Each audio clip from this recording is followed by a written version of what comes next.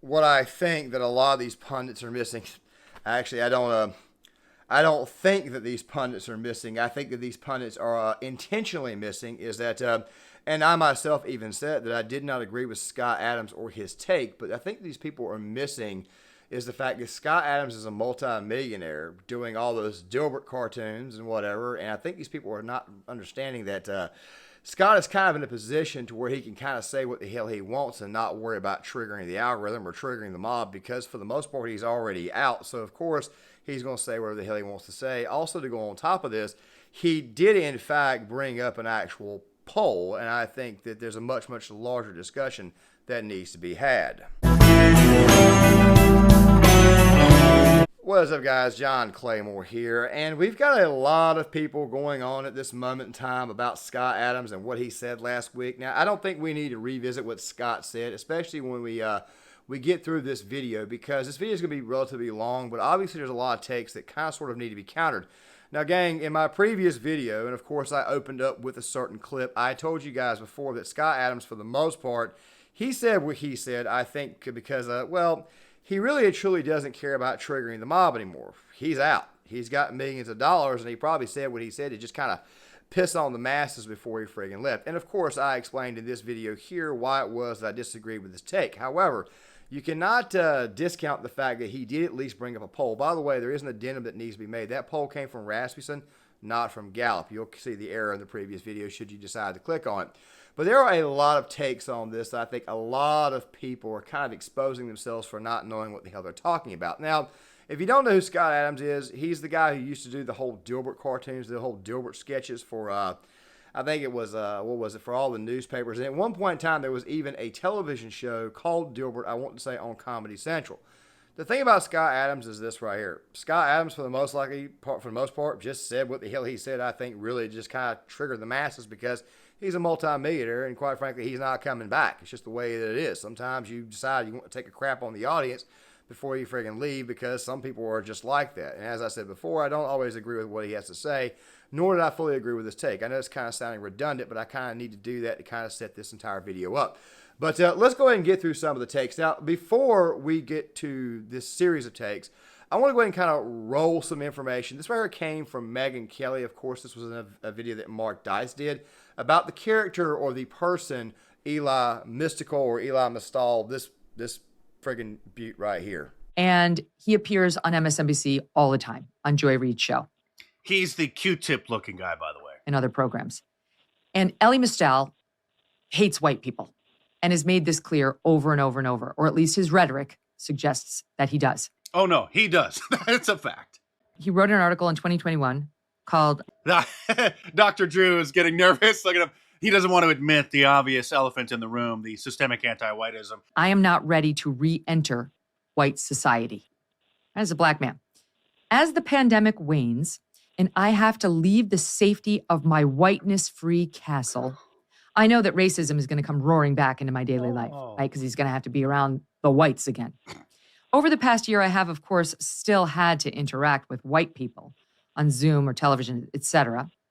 But white people aren't in my face. They're not in my face all the time. How is that any different as a material matter than what Scott Adams just said? Well, what Scott Adams said was just a preference based on an observation and crime statistics that you're not supposed to talk about. It wasn't actually hateful like the despicable rhetoric that you just read from Elie Mystical is. Here is a black man intentionally limiting his exposure to white people who he doesn't want in his face all the time. He doesn't have to deal with their whiteness, except for when he wants to. He doesn't. I guess that's our loss, right? Find being around white people safe, and he's not ready to re-enter white society. Well, the same white society that keeps white kids dumb, and doing so is as American as apple pie. I could think of a whole continent full of countries that he would probably enjoy much better than ours. I agree. If Eli feels that way about white people, then quite frankly, what the hell is that? I mean, is that really and truly a loss? I mean, if he really and truly feels that way about white people, this is not a loss to anybody. But I'm also here to tell you right now, as I mentioned earlier in my Russell Brand video, which came out yesterday, I did mention that for the most part, people at MSNBC are really just reading a script. This right here is what they're designed to do. They're designed to foment friggin' racism. Look, guys, I'm bringing up a photo of, what's his name, Roland Martin. Okay, I'm bringing up a photo of him. Okay, I want you to take a very, very good look at this photo. And I'll try to find the actual video, which, by the way, discusses a certain take that Roland Martin had a while back. Roland was talking about civil war against white people. He was talking about grabbing a rifle and going out and shooting a bunch of white people in a war. YouTube, I'm just simply saying what Roland Martin said. I will leave the video in the description box. I'll also leave the take that was designed to counter that in the description box as well. Roland Martin is a guy who loves to use this race baiting take. Most of these people are simply reading a script to try to foment the actual fake racism. And of course, Dice wrote books about this. I'm currently reading some additional books on this. And to go on top of this, not only is this right here a problem, but they're also using the pro wrestling playbook, which I will explain a little bit later on this week in a video I have titled called How the Media Manipulates. What they're doing is they're using the pro wrestling playbook to get people's emotions up. It's just what they do. It's called a great big giant work. It's designed to bring negative outcomes, which, by the way, those outcomes affect us, but yet at the same time, they're designed for ratings and money for the mainstream media. Fact of the matter is these people are not serious. Speaking of Roland Martin talking about Civil War, did that guy look to you like somebody who could pick up a rifle and go out there and just start waylaying people? I mean, did he look like somebody that you need to honestly take serious? I mean, just figure I just throw this out here. Okay, now we got to talk about one of my favorite YouTube crews, obviously for comedic purposes, the Hodge twins. Let's just go ahead and kind of roll this. I mean, I grew up in the South. I've experienced racism, but you're giving ammunition people to be racist just because of a poll. Yeah. I mean, people. I mean, this is how this is how the whole thing with Hitler started, man. Statements just like this. You alienate a bunch of people, a group of people, based on anecdotal evidence. That's dangerous. And you're giving white people the okay to be racist. Yeah, and as far as being like white people, I mean, everybody's now painting this guy as a Trump supporter. Who do you think that hurts? Yeah, it hurts me, hurts you, hurts the conservative movement. You think black people want to join a movement when people like this is associated with it? Do you realize how much this hurts, like, during election time? Yeah. How many votes? And that's a reflection on you white people. I mean, seriously. Yeah. Did you ever how this much they using people now, like granted, the Hodge twins, they come at things from the same point of view that I come at from, more of a common sense point of view. Obviously, these guys are much, much funnier than me. Then again, though, some of you are probably thinking to yourself, I guess Mr. Claymore here has been making paper towels all day, based upon the flannel. I personally think it looks more akin to Joel from The Last of Us, but not the actual TV show, but definitely the game. This is this show. I'll probably do a review on that at a later date. But the fact of the matter is that I'm not seeing how this is actually hurting any conservative voters or making people think that all Republican or conservative voters are like this. Fact of the matter is that Republican and conservative voters have been getting crapped on for a long time. We were getting crapped on when Bush was in office. We really got crapped on when Obama was in office. We seriously got crapped on, and in some cases even assaulted and hit when Donald Trump was in office or when he was running for president. So the fact of the matter is that I think what Matt Walsh said the other day when it comes to the whole LGBTQ community or the whole trans community, I think what he is saying is that they've already branded you as such anyway, so therefore they're not going to have a problem going after you. So I think at this moment in time, I think people need to kind of accept the fact that even though I myself or people like me don't agree with what Scott had to say, he did at least bring a poll and he did at least bring some data. I think we need to have this conversation. And as I showed you before in Savannah Hernandez's interview in that video there are some people out there of color that do not think the way these black liberals do, and we should not shut them out. If anything, we should be trying to bring them over and explain to them why it is that the system, why it is that the party they've been voting for so many years has actually held them in much, much different form of bondage than what they did back in the Civil War. Fact of the matter is I think you guys are not using an open mind here, which, by the way, many people are going to accuse me of being very, very closed-minded, but in reality, I don't mean to toot my own horn, but I guess I'm a little bit more open-minded than others. Now let's go ahead and talk about Ben Shapiro. So Scott Adams decided to go off on it, but the way that he went off on it was in the dumbest possible way. So here was Scott Adams talking about this. So if nearly half of all blacks are not okay with white people, according to this poll, not according to me, according to this poll, that's a hate group. That's a hate group. And I don't want to have anything to do with them. And I would say, based on the current way things are going. The best advice I would give to white people, away from black people, just get the away. Wherever you have to go, just get away. So that's really terrible. That's a really terrible racist thing to say, that based on this poll, you should just run away from all black people. Now, here is the thing. Here's the thing. You can agree with that. Also, agree with that's a terrible racist thing to say. Also, if you replaced every word that says black in that sentence with white in that sentence, the mainstream media will not only cheer you, they will give you an op-ed slot at the New York Times. Herein lies a major problem in American society. Okay, so Scott Adams says something that pretty much everybody acknowledges is racist, right? Which is he says that that poll shows that black people are a hate group, seems to be what he is saying. Scott Adams said was very, very racist. What Scott Adams said was very, very racist. But Scott, I don't fully...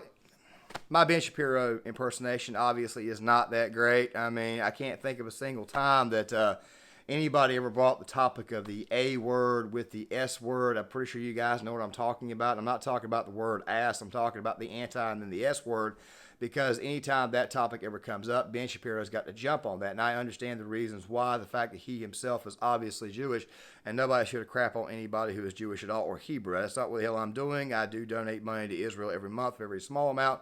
Of course, because I am a Christian and I do believe in a certain amount of tithing, obviously donating a little bit of money. I also donate to 2 other charities too, but I'm not going to tell you who they are. The thing is this right here. Ben Shapiro going in this direction does not surprise me. It does not shock me, not one damn bit, because Ben Shapiro is a guy who, quite frankly, doesn't want to be canceled. All right? He just doesn't want to be. Have you guys ever asked yourselves a question? Why is it Ben Shapiro, Matt Walsh, why is it that Michael Knowles, even though Michael Knowles even said that the 2020 election was well, let's just say there was some honking. He's even said that before. He's used the R word. And, of course, he never actually got canceled or anything, or he never even took a community guideline strike. However, if Steven Crowder did work there, he probably would have got a community guideline strike at least once a month. Fact of the matter is, you guys should have been paying attention about the Daily Wire a long time ago.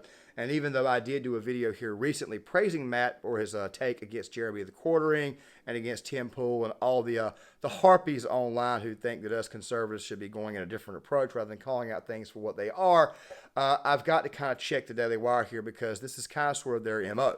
They're never going to get in trouble for anything, and one of the reasons why they don't get in trouble is because they go ahead and get out in front of things. It's one of their ways to kind of defend against the potential backlash. I mean, I should come over here and play the Mark Dice video, the full one from the previous take, but of course we're not going to do that for the purposes of time.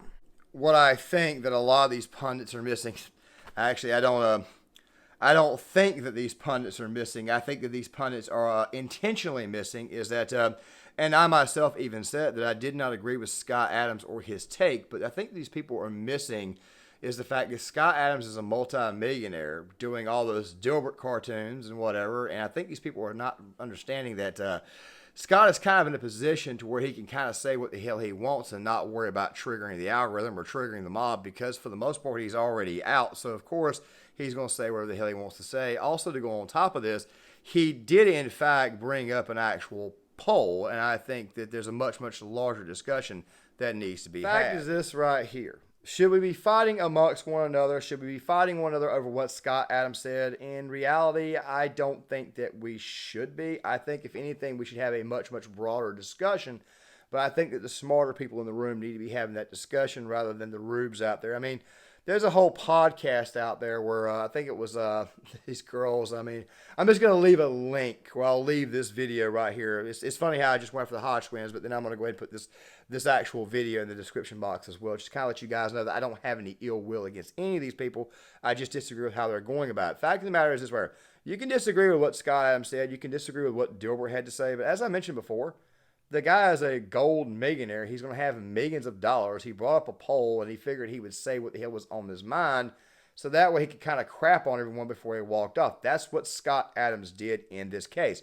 It was actually Jimmy Dore the other day who was saying that there were people that a lot of the people who responded to that poll were probably joking.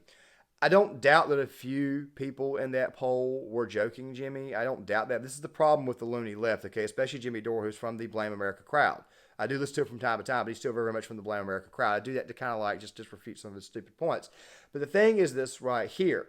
While there may be some people saying that they don't like white people in that poll and it's not okay to be white, I highly doubt that it's anything more than maybe 5 or 6%, and that right there is an absolute best. I'm pretty sure most of the people in that poll probably really and truly don't like white people. Now, guys, let me end the video on this note right here. I have just got through talking about Scott Adams and how these people are responding to this entire ordeal in the wrong way.